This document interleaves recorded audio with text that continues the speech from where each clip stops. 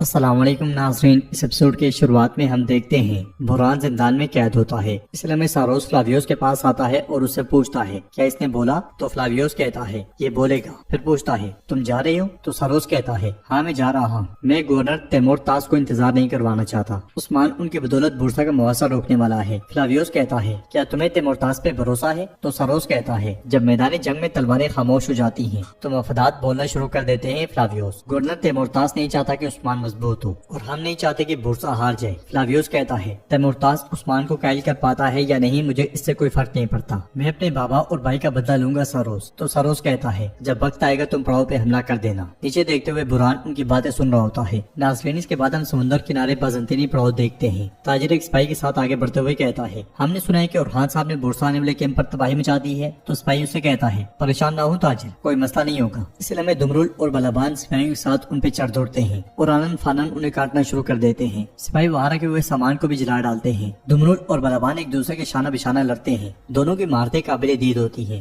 سپاہیوں کو موت کے گھاٹ اتارنے کے بعد بلابان تاجر کو بھی دبوچ لیتا ہے، وہ اسے مارنے لگتا ہے کہ دمرول آگے آتا ہے اور اسے کہتا ہے رکو رکو یہ مجھے زندہ چاہیے۔ تو بلابان کہتا ہے میں نے آج تک ان میں سے کسی کو زندہ نہیں چھوڑا بھائی، کیا آپ دوستوں کو میرا مذاق بنانے دیں گے؟ دمرول کہتا ہے جو اپنی عقل کھو چکا ہے اس کا مذاق اڑانا گناہ ہے بھائی، پریشان نہ ہو کوئی ذکر نہیں کرے گا، اب چلو اسے چھوڑ دو۔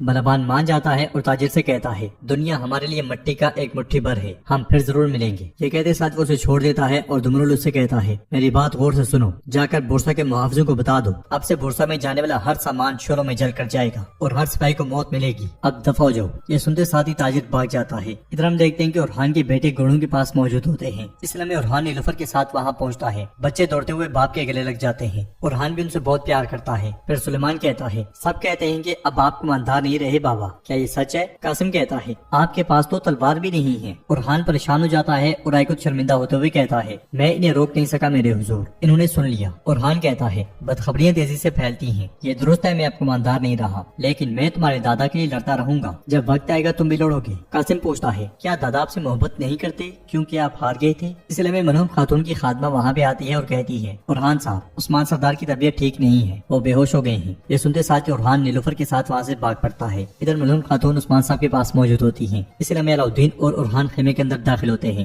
اور بھاگتے بھاگتے عثمان صاحب کے پاس جا بیٹھتے ہیں۔ اورحان پوچھتا ہے ماں کیا ہوا ہے؟ تو علاؤدین اسے کہتا ہے تمہارے خیمے میں آنے سے پہلے یہ ٹھیک تھے، لگتا ہے تمہاری باتوں نے ان کا دل جلایا ہے۔ تو اورحان غصے سے کہتا ہے اپنی زبان سنبھالو علاؤدین۔ ملعون خاتون ان سے کہتی ہے بس کرو، اپنے بابا کے حضور میں ہو، تمہارے بابا بخار میں جل رہے ہیں۔ اس لیے عثمان صاحب کو ہوش آ جاتا ہے، یہ دیکھ کر وہ تینوں بہت خوش ہوتے ہیں اور ان سے کہتے ہیں میرے بیٹو میں ٹھیک ہوں۔ گونجا ایک دم سے انہیں پانی لا کر دیتی ہے اور پھر کہتی ہے ہم سب مشکل وقت سے گزر رہے ہیں، پھر بھی بابا نے بورسا کی خبر کے بعد کھانا چھوڑ دیا ہے علاؤدین۔ نیلوفر کہتی ہے تم خود کے سوا کچھ نہیں دیکھ رہی، پھر تم نے بابا کو کیسے دیکھ لیا گونجا؟ اپنے الفاظ پہ نظر رکھو۔ ملعون خاتون غصے سے کہتی ہیں نیلوفر گونجا بیٹھ جاؤ۔ یہ سنتے ساتھ ہی وہ دونوں چلی جاتی ہیں۔ باہر ہم دیکھتے ہیں کہ قبیلے کے ڈھول زور زور سے بجتے ہیں اور ایک گنجا منگول اپنے سپاہیوں کے ساتھ وہاں پہنچتا ہے۔ انہیں آتا ہوا دیکھ کر راستے میں لکاوٹیں ڈال دی جاتی ہیں اور جیر کتا ہرستوں کے ساتھ آگے آتا ہے۔ سپاہی ایک دم سے چوکس ہو کے کھڑے ہو جاتے ہیں۔ گھوڑے سے اترنے کے بعد گنجا منگول جیر کتا سے کہتا ہے کیا تم منگولوں کی کالی بھیڑ جیر کتا ہو؟ تو جیر کتا کہتا ہے میں عثمان سردار کا ساتھی جیر کتا ہوں، تم کیوں آئی ہو؟ تو گنجا کہتا ہے میں عظیم الخانی ریاست کے وارث تیمورتاس نویان کا قاصد ہوں، میں عثمان سردار سے بات کروں گا۔ جیر کتا اس کی تلوار کھینچتا ہے اور ہرستوں کو دے دیتا ہے، پھر اسے کہتا ہے میرے ساتھ چلو۔ وہ آگے بڑھتے ہیں تو منگول کو دیکھ کر لوگوں کو بہت غصہ آتا ہے۔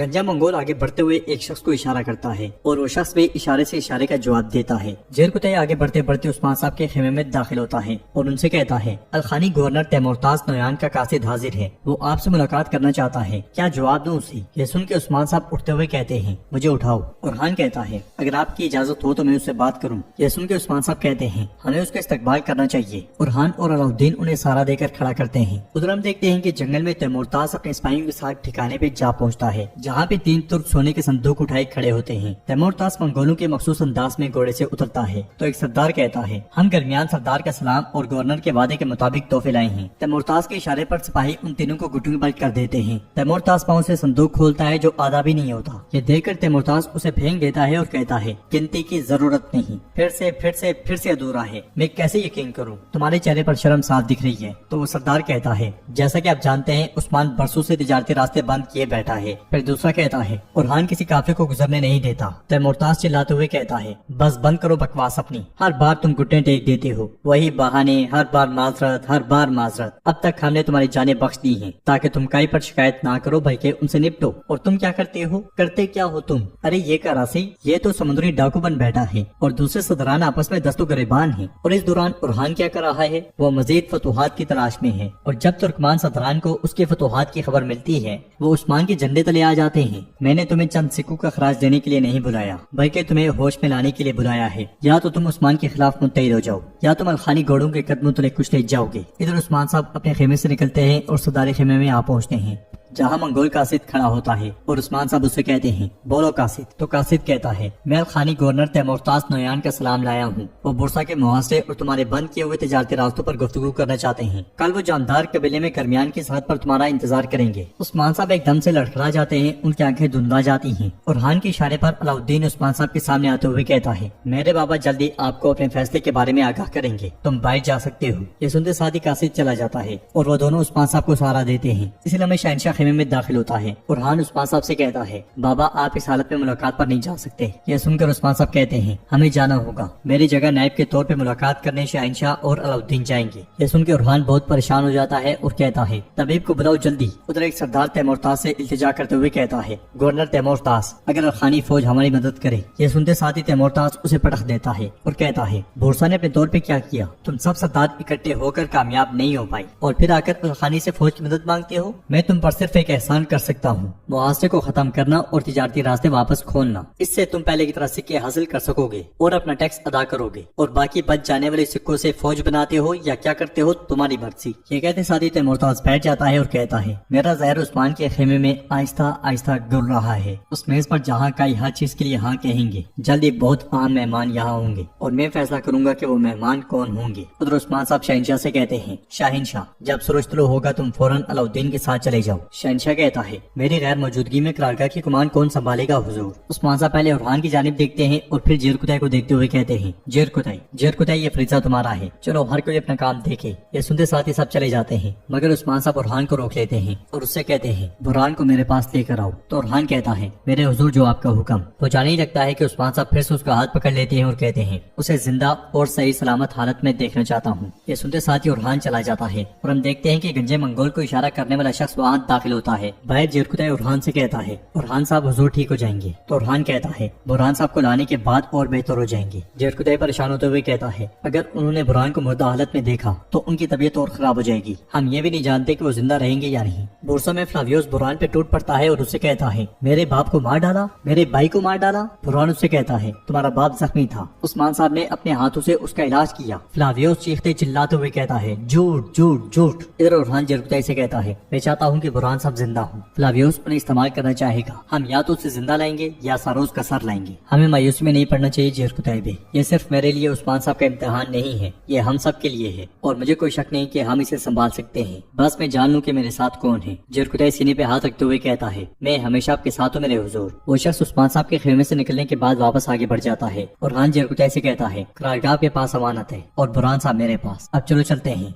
ये कहते साथ ही बुरहान आगे बढ़ जाता है। उधर जंगल में गवर्नर सरोज तैमूरताज के ठिकाने पहुंचता है और घोड़े पर से ही पुरजोश होते हुए कहता है सलाम हो अलखानी के मुअज़्ज़ज़ गवर्नर तैमूरताज को। तैमूरताज उससे कहता है हमारे पास सलाम के लिए वक्त नहीं है, चलो आओ बैठ जाओ। ये सुनते साथ ही सरोज घोड़े से उतरता है और उसके सामने जा बैठता है। फिर उससे कहता है जिसने बुरसा का अकेले इतने साल दिफा किया अकेले, क्या वो शख्स बेहतर इस्तकबाल का मुस्तहिक नहीं है तैमूरताज? तो तैमूरताज पूछता है क्यों? मैंने तुम्हें अपनी मेज पर मदू किया, तुम और क्या चाहते हो? देखो क्या तुम देख रहे हो कि तुर्कों के कासिद वहाँ किस तरह मासूम बनकर इंतजार कर रहे हैं? या तुम्हें लगता है कि तुमने बुरहान को अकेले शिकस्त दी है, खुद को अलखानी के गवर्नर के बराबर समझते हो?